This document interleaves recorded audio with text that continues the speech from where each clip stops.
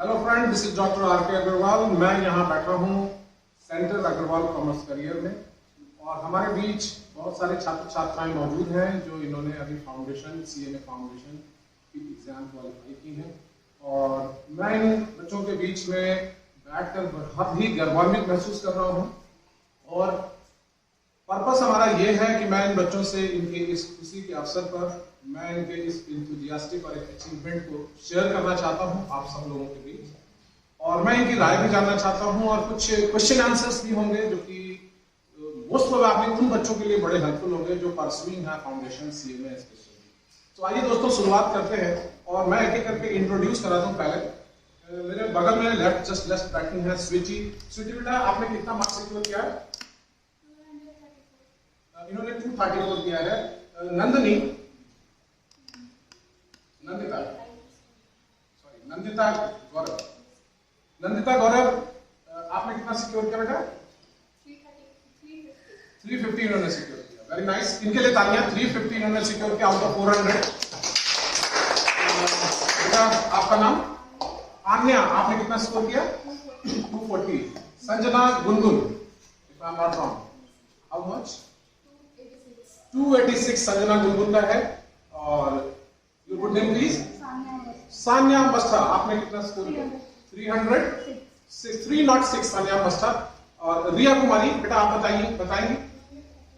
238 मिथिलेश, 312 मिथिलेश।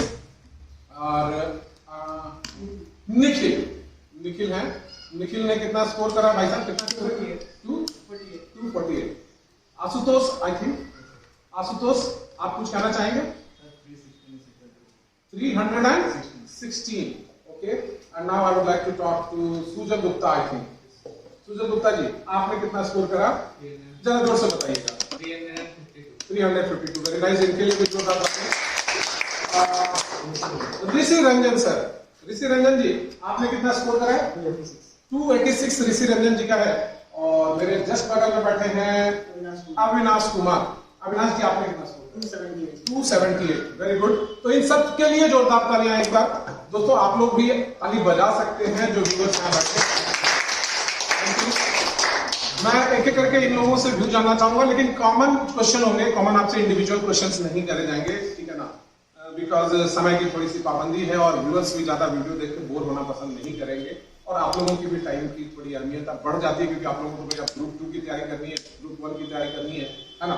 तो समय थोड़ी सी किल्लत है।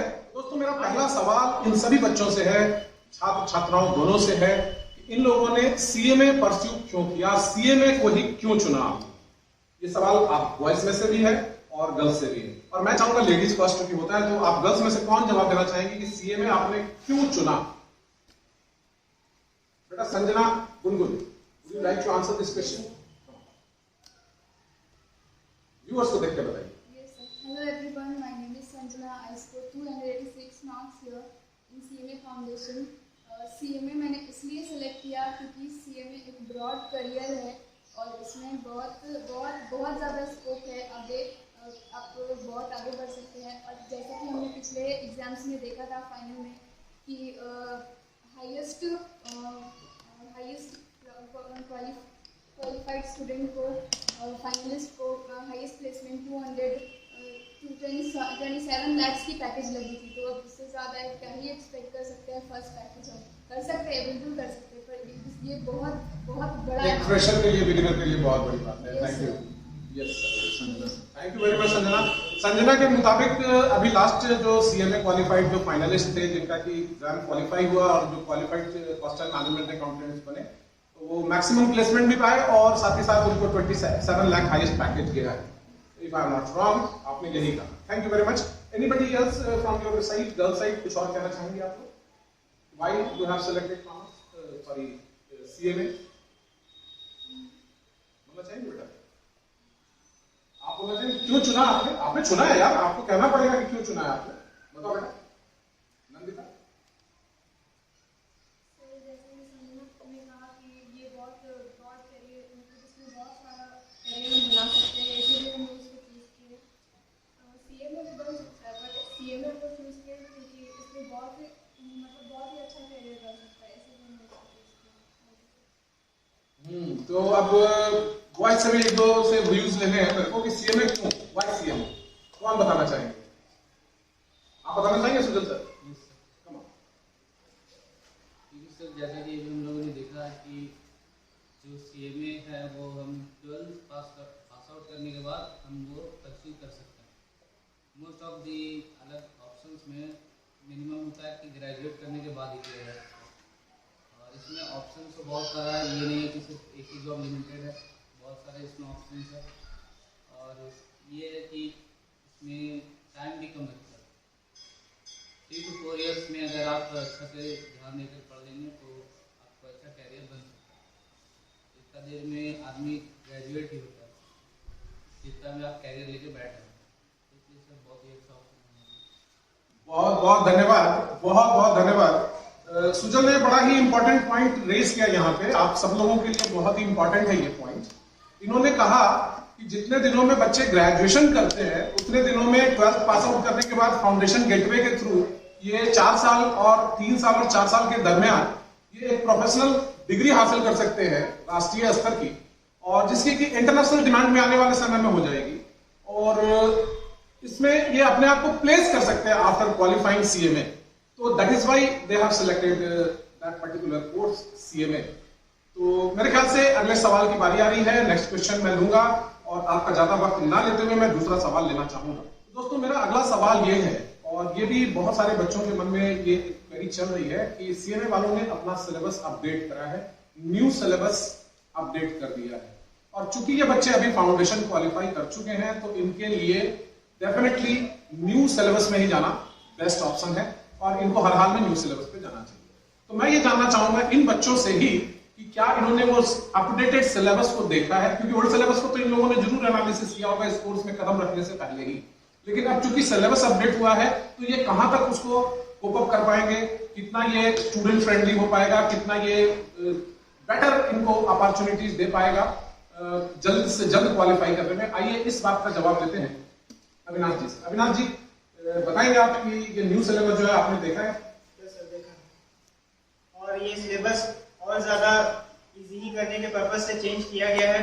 इसमें बहुत सारा टॉपिक्स को डिवाइड किया गया है ताकि बच्चे उसे जल्दी ग्रैब कर पाएं और उनके लिए क्वालिफाई करना आसान हो पाए, और पढ़ाई को थोड़ा और ज़्यादा ये कम टफ बनाने के लिए ताकि बच्चे और ज़्यादा इसमें ज्वाइन हो और उनका करियर और ज़्यादा बिल्डअप हो, इसीलिए सिलेबस चेंज किया गया है। Very good, thank you Avinash जी।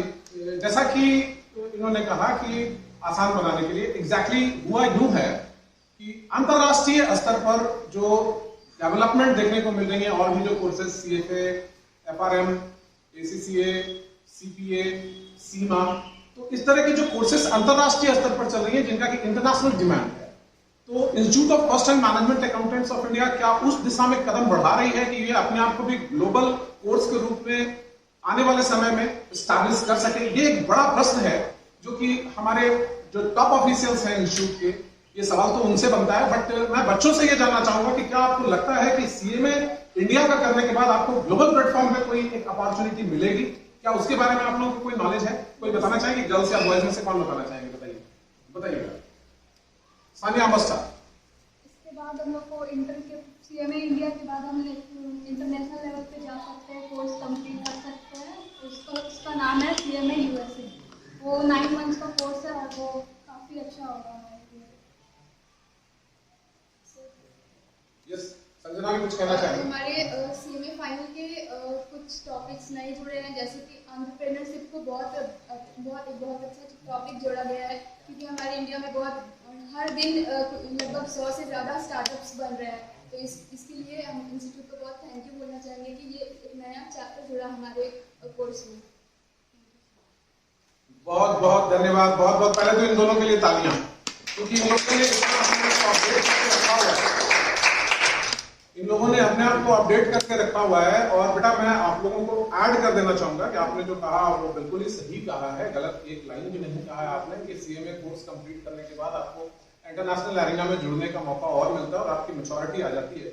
आप एसीसीए में भी जुड़ते हो ना, तो वहां भी आपको कई पेपर से एग्जाम्शंस मिल जाते हैं, ठीक है? आप एसीसीए भी कर सकते हो अगर आप सीएमए क्वालिफाई कर चुके हो। एक बड़ा ही सिंपल सा फंडा है, सिंपल सा फंडा ये है कि either after passing 12th, student want to move towards graduation, and they spent at least 3 to 3.5 years there. And all these guys, all these students, they want to pursue for CMA, and they would spend there at least 3 years or 4 years or so. And after completion of these 3 or 4 years, they will have a professional degree. लेकिन in between एक सवाल उठता है कि in between क्या graduation को आप लोग कोप अप कर पाओगे या नहीं कर पाओगे? ग्रेजुएशन को किधर रखोगे? आप लोगों ने 12th कर लिया है और फाउंडेशन भी क्वालिफाई कर लिया है, अभी आपने ग्रेजुएशन तो करी नहीं होगी, तो वो ग्रेजुएशन के लिए आप में से किसी ने कुछ सोच रखा है या नहीं रखा है? बता सकते हैं आप में से कोई भी कि ग्रेजुएशन के लिए आपने क्या सोच रखा है, या इंपॉर्टेंट है या नहीं है ग्रेजुएशन करना, या सिर्फ सीएमए ही करना सही है? कौन बताना चाहेगा इसके बारे में? कुछ जानकारी, कुछ नॉलेज, कुछ व्यू? यस, आशुतोष जी। क्योंकि सीएमए अब ग्लोबल हो रहा है, तो इससे स्टूडेंट को बहुत परेशानी होती है ये सोच के कि हम सीएमए करें कि ग्रेजुएशन करें। तो इसमें इग्नू हम लोग का बहुत सहयोग देता है। वो बोलता है कि आप सीएमए का डिग्री लाइए, हम आपको कुछ एग्जाम बस आपसे लेंगे और आपको डिग्री पकड़ा देंगे बीकॉम का, जो आप करना चाहते हैं। इससे स्टूडेंट का बहुत टाइम बचता है, वो 2 जगह दिमाग ना लगा के सिर्फ अपना सीएमए करियर पर ज़्यादा फोकस करता है। इससे उसको जल्दी बिल्डअप पता से करिए, उसको कोई दिक्कत नहीं। बहुत सुंदर, बहुत बहुत धन्यवाद आशुतोष जी। और मैं अपने व्यूअर्स को भी बताना चाहूंगा, वीडियो में लिंक आप लोगों को मिल जाएगा। एक बच्चे ने, इसी पर्टिकुलर शहर के बच्चे ने ऑल इंडिया रैंक 37 हासिल करा था, अमन राज, उसकी वीडियो भी, इंटरव्यू की वीडियो भी अपलोडेड है और आप लोग लिंक पे जाकर जरूर डिस्क्रिप्शन में देख लीजिए। तो उन्होंने भी ये बात कही आशुतोष कि आप ग्रेजुएशन को परस्यू करें क्योंकि वो इम्पोर्टेंट है, लेकिन ग्रेजुएशन आप कैसे, रेगुलर तो ग्रेजुएशन कर नहीं सकते। रीजन कि आपको 110 टाइम्स तो आपको यहीं पे ध्यान फोकस करना होगा, both group, intermediate, finals, etcetera etcetera. तो वहां पे एक ऑप्शन आपके पास, बड़ा अच्छा ऑप्शन है कि आप अगर इंटरमीडिएट बोथ ग्रुप क्वालिफाई करके आप इग्नू को सबमिट कर देते हो, तो इग्नू आपसे सिर्फ 1 साल का समय मांगती है और विद इन अ ईयर आपको 4 पेपर का एग्जाम लेकर के आपको ग्रेजुएशन की डिग्री दे देती है, जो कि वैलिड है। ऑलरेडी अब वैलिड डिग्री मिलेगी आपको, डिस्टेंस लर्निंग की डिग्री मिलेगी। तो ना तो आपकी ट्रेनिंग हैम्पर करती है कहीं पर, ना ही आपका एकेडमिक सेशन हैम्पर करता है कहीं पर, और कहीं पे भी कोई क्वेश्चन मार्क नहीं आएगा, और नहीं कहीं पे कोई डायलेमा आएगा। तो मैं उन बच्चों को कहना चाहूंगा, और खास करके अपने व्यूअर्स को कहना चाहूंगा जो कि परसुइंग व्यूअर्स हैं हमारे, या फिर गार्जियन जो इस वीडियो को देख रहे हैं, मैं उनके लिए भी कहना चाहूंगा कि बच्चों को ग्रेजुएशन और बच्चों को +2 ये जो रिक्वायरमेंट है, ये तो एब्सोल्यूट नेसेसरी है, it is indispensable. But in between ऐसा ना हो कि कहीं इन दोनों के चक्कर में इनका करियर बाधित हो जाए, तो इस दिशा में जरूर सोचें आप। और 12th के साथ साथ फाउंडेशन को कोप अप कराना बिल्कुल जरूरी है, क्योंकि इन बच्चों का फिर 1 साल वहां बचता है और करीब करीब 3 साल इधर ये सेव कर पाते हैं। तो जितने दिन में ये ग्रेजुएशन करते हैं एक नॉर्मल स्टूडेंट्स, उतने दिन में ये बच्चे ना सिर्फ ग्रेजुएशन कंप्लीट करेंगे, बल्कि एक हाथ में प्रोफेशनल डिग्री होगी, जिसके बेसिस पे ना सिर्फ इंडिया में बल्कि विदेशों में इनकी डिमांड आने वाले समय में होगी। तो मैं डॉक्टर आर के अग्रवाल अब आप लोगों से बस विदा लेना चाहूंगा, और मैं चाहूंगा कि आप इन बच्चों को तहे दिल से धन्यवाद दें, बधाई दें कि इन्होंने अपनी समय और अपना बेशकीमती वक्त यहां पे दिया, और मैं इनके उज्जवल भविष्य की कामना करता हूं। Thank you very much.